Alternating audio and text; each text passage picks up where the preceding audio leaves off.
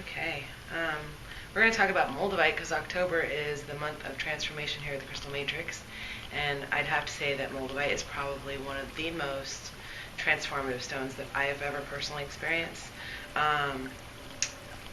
We'll get into what it does metaphysically, but first I'm going to mention that the first time that Moldavite was ever mentioned in the scientific journal was by Joseph Meyer, Prague University.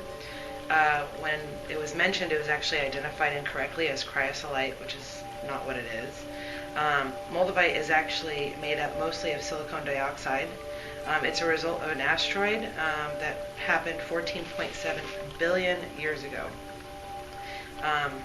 And the resulting land formation that happened is called the Rice Crater. All along the Rice Crater, they found pieces of Moldavite, but most of it had been transported to Moldavia and the Czech Republic. So the science is interesting, but really we want to know more about the metaphysical properties. Moldavite, like I mentioned, is mostly a silicon dioxide. It is light green to dark green in color. You'll find that the price of it can be fairly expensive because it is a very rare mineral. It's becoming even more rare because it's not something that the Earth created. This is a space Earth rock. It's a rock created by an asteroid hitting the planet at a very intense rate. I guess any kind of asteroid would be an intense rate.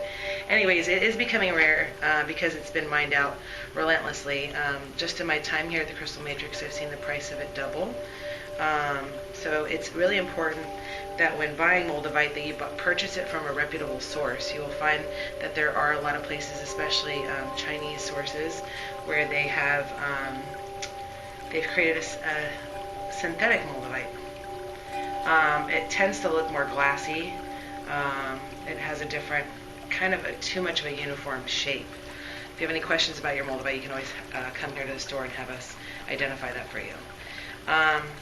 But the stone is not for the faint of heart. This is a stone that is really for somebody whose plan is to become spiritually committed, or who wants to experience massive personal growth. The physical reactions that people tend to have to it at first is they might find themselves getting really hot, getting sweaty, sometimes getting dizzy, sometimes being repulsed by it. But in the end, once you actually acclimate to it, you'll find that it's extremely expansive. It's really good at speeding up the energy field to keep things from attaching to you, so it can be protective. It is considered to be a stimulant to all the chakras, specifically the heart chakra, as that's one of the main. The heart chakra produces a lot of energy, is what I'm going to say, and it's obviously very good for us to have our heart chakra open. But this stone is something that speeds up the spiritual evolutionary process. So it'll bring a lot of change, it'll bring a lot of growth, and sometimes that growth and that change is uncomfortable. So we find that a lot of people tend to lose the stone if they're not committed to their own growth or their own change. But when you can commit to it, what I will say is that Moldavite is a stone that's wonderful for when you're wanting to move through things. It's really amazing for increasing your psychic abilities.